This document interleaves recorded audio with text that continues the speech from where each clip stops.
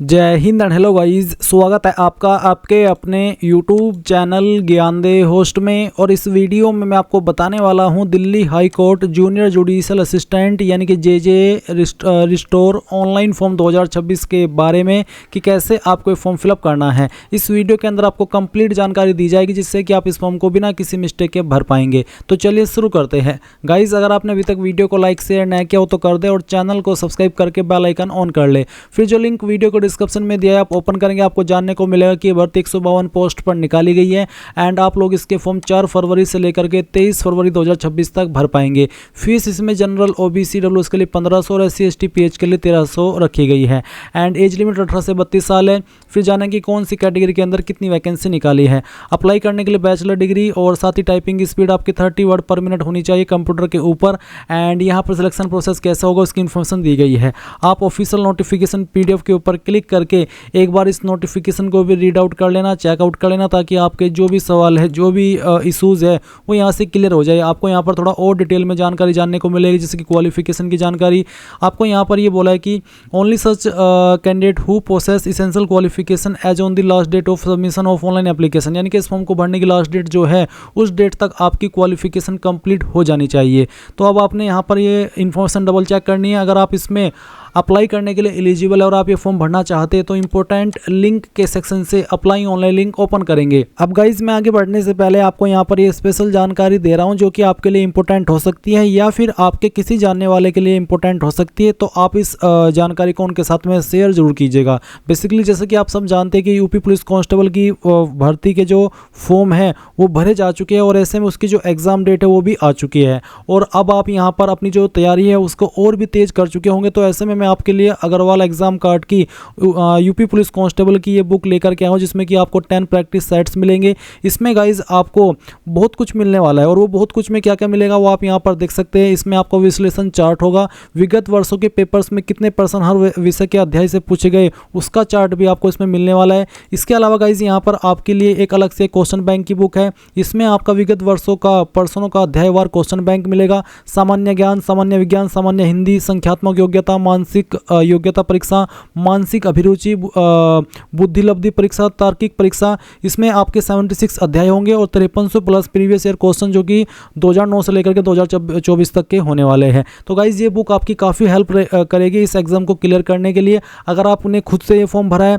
या फिर आपके किसी रिलेटिव ने भरा है, किसी दोस्त ने भरा है, तो आप इसको उनके साथ में शेयर कीजिए। इसको बाय करने का लिंक मैंने वीडियो के डिस्क्रिप्शन में दिया हुआ है। अगर आपको बाय करने में कोई भी इशू आए तो आप कमेंट के माध्यम से पूछ लीजिएगा। जाइए और अभी इसको बाय कर लीजिए और अपनी प्रिपरेशन को और भी बेहतर कर दीजिए। अब आपके सामने यहाँ पर ऐसा इंटरफेस आएगा जैसे कि आप वीडियो में देख सकते हैं। बेसिकली यहाँ पर आपको पहले रजिस्ट्रेशन करना है। तो यहाँ पर आ जाने के बाद में सबसे पहले आपको पोस्ट नेम में जूनियर जुडिशियल असिस्टेंट रिस्टोरर ये आपको सिलेक्ट कर लेना है एंड देन यहाँ पर आपको आपका पूरा नाम एंटर करना है। ये जो नाम आप यहाँ पर भर रहे हैं आपको 10th के सर्टिफिकेट के अकॉर्डिंग फिल करना है।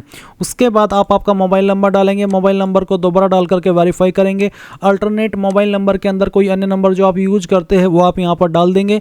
इसके बाद आप आपका ईमेल एड्रेस डालेंगे। ईमेल एड्रेस को दोबारा डाल करके वेरीफाई कर देंगे। फिर आज आप जनरेट ओटीपी के ऊपर क्लिक करेंगे। अब आपके सामने यहाँ पर कैप्चा ऑथेंटिकेशन का पेज आएगा। आप ये कैप्चा को डाल करके सबमिट के ऊपर क्लिक करके यहाँ से ओके कर देंगे। नाउ आपके नंबर और ईमेल दोनों के ऊपर ओटीपी सेंड किया। पहले आप यहाँ पर नंबर वाला ओटीपी डाल करके वैलिडेट के ऊपर क्लिक कीजिए और फिर ईमेल वाला ओटीपी डाल करके वैलिडेट के ऊपर क्लिक कीजिए।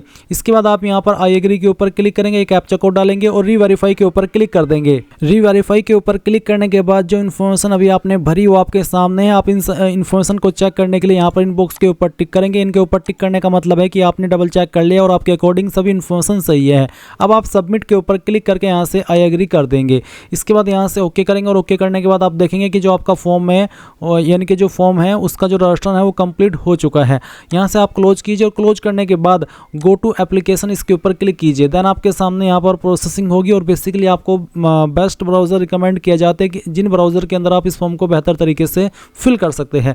अब आप नीचे की तरफ आएंगे और कुछ और जानकारी भरेंगे, जैसे कि रिजर्वेशन कैटेगरी आपकी कौन सी है, जनरल हो, ईडब्ल्यूएस हो, ओबीसी हो या फिर एससी एसटी, जो भी है वो आप यहाँ पर सेलेक्ट कर लीजिए। इसके बाद में यहाँ पर आपको आपका जेंडर सेलेक्ट कर लेना है, मेल, फीमेल या ट्रांसजेंडर।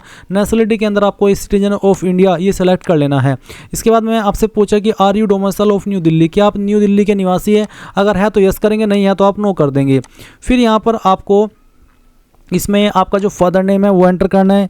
ये भी आप जो आपका 10th का सर्टिफिकेट है उसके अकॉर्डिंग फिल करेंगे। फिर उसके बाद में आपको आपकी माताजी का नाम यहाँ पर एंटर करना है। एंड देन यहाँ पर गाइज आपको मैरिटल स्टेटस भी अपना सिलेक्ट कर लेना है।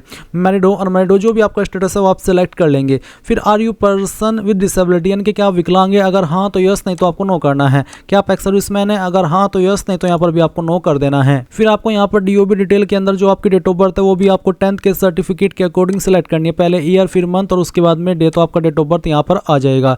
इसके बाद टेस्ट सिटी प्रेफरेंस में आपको बताना होगा। बेसिकली चाहे आप कहीं से भी इस फॉर्म को भर रहे हैं, आपका सेंटर दिल्ली एनसीआर के अंदर ही रहने वाला है। इसके बाद एक सवाल है कि are you a regular employee of any government department, statutory और ऑटोनोमस बॉडी या फिर पब्लिक सेक्टर अंडरटेकिंग, यानी कि क्या आप एक रेगुलर एम्प्लॉय है गवर्नमेंट डिपार्टमेंट के या फिर इनमें से किसी भी डिपार्टमेंट के जो यहाँ पर मेंशन किए गए हैं। अगर हाँ तो यस, नहीं तो आप नो कर देंगे। इसके बाद में यहाँ पर 3 और सवाल है कि क्या आपके ऊपर कोई क्रिमिनल कंप्लेंट केस दर्ज हुआ है, अगर हाँ तो यस, नहीं तो आपको नो करना है। क्या आप किसी केस में दोषी ठहराए गए हो या बरी किए गए हो, अगर हाँ तो यस, नहीं तो यहाँ पर भी आपको नो करना है। क्या आप किसी गवर्नमेंट एग्जामिनेशन के द्वारा डिब्रेड या ब्लैक लिस्ट किए गए हो, अगर हाँ तो यस, नहीं तो आपको तीसरे वाले में भी नो कर देना है। डिपार्टमेंटल एम्प्लॉय डिटेल में आपसे पूछा कि क्या आप रेगुलर सर्विस करते हैं दिल्ली हाई कोर्ट के अंदर, अगर हाँ तो यस, नहीं तो आपको नो करना है। फिर क्या आपका कोई रिलेटिव एम्प्लॉयड है दिल्ली हाई कोर्ट में, अगर हाँ तो यस, नहीं तो आपको नो करना है। इसके बाद आप सेव और नेक्स्ट कर देंगे। नाउ आपके सामने कम्युनिकेशन डिटेल यानी कि एड्रेस की इन्फॉर्मेशन आती है। तो पहले आपको कोरस्पोंडेंस एड्रेस में आपका प्रेजेंट एड्रेस फिल करना है। तो जो भी आपका प्रेजेंट एड्रेस है वो आप लाइन 1 और 2 के अंदर डाल देंगे।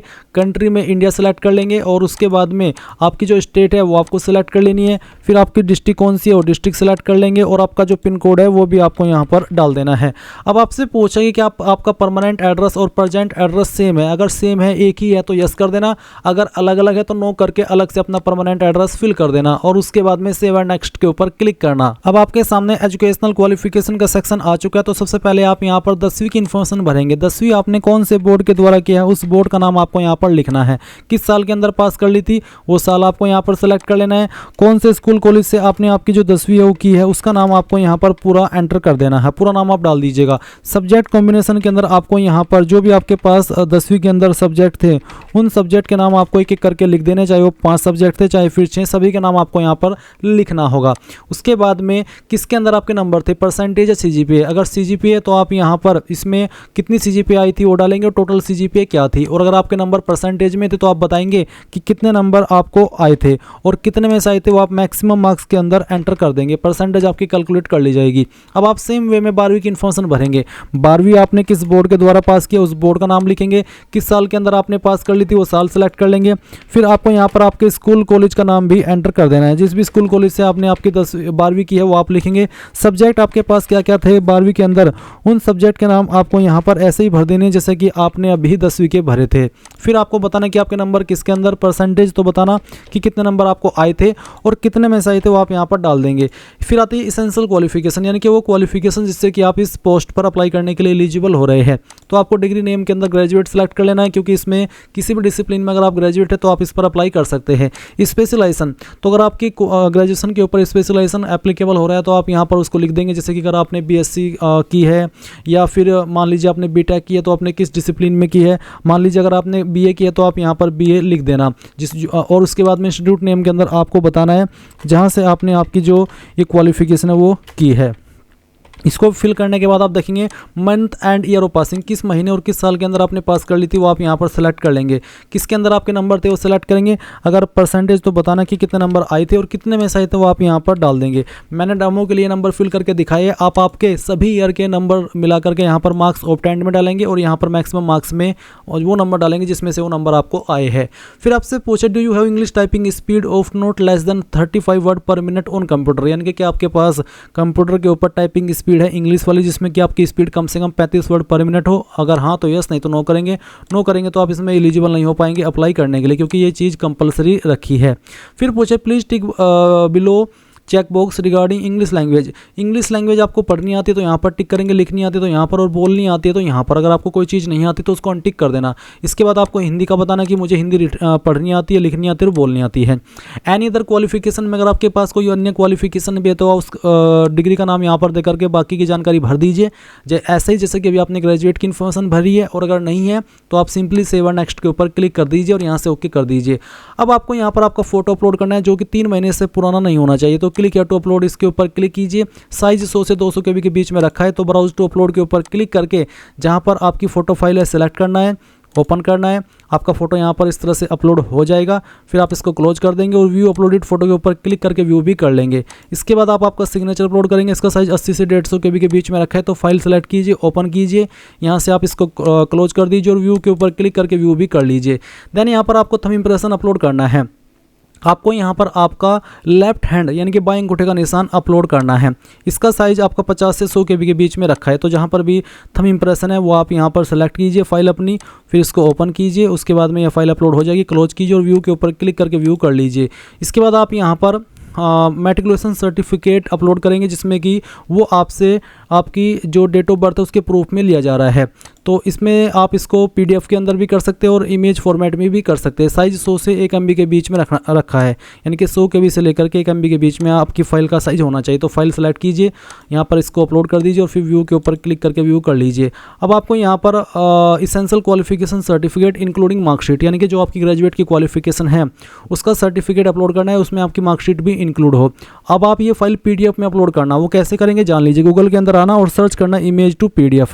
ये सर्च करने के बाद में पहले वाली वेबसाइट ओपन कर लेना, सिलेक्ट JPG इमेजेस के ऊपर क्लिक करना और जो भी आपकी ग्रेजुएशन की मार्कशीट है या फिर सर्टिफिकेट है सभी फाइल को इस तरह से सिलेक्ट कर लेना, जैसे कि मैं आपको डेमो क्लिक करके दिखा रहा हूँ। फिर आप इनको ओपन करना, ये फाइल सभी आ जाएगी और फिर कन्वर्ट टू PDF के ऊपर जैसे आप क्लिक करेंगे तो ये फाइल आपकी एक ही PDF के अंदर आ जाएगी। और उसके बाद में आपको यहाँ पर क्लिक है टू अपलोड के ऊपर क्लिक करना है और जो भी फाइल आपने बनाई है वो फाइल आपको यहाँ पर अपलोड करनी है, यानी कि उसको फाइल को आपको यहाँ पर सिलेक्ट करना होगा और इसको इस तरह से ओपन कर देना है। आपकी फाइल यहाँ पर इस तरह से अपलोड हो जाएगी। अब आप इसको क्लोज कर देना। अब आता है कम्युनिटी सर्टिफिकेट। अगर आप SC ST OBC है तो आपको यहाँ पर कास्ट सर्टिफिकेट अपलोड करना है। उसके बाद आप यहाँ पर नीचे की तरफ पेमेंट मोड में ऑनलाइन सेलेक्ट कर लेंगे, इन सभी बॉक्स को टिक करेंगे।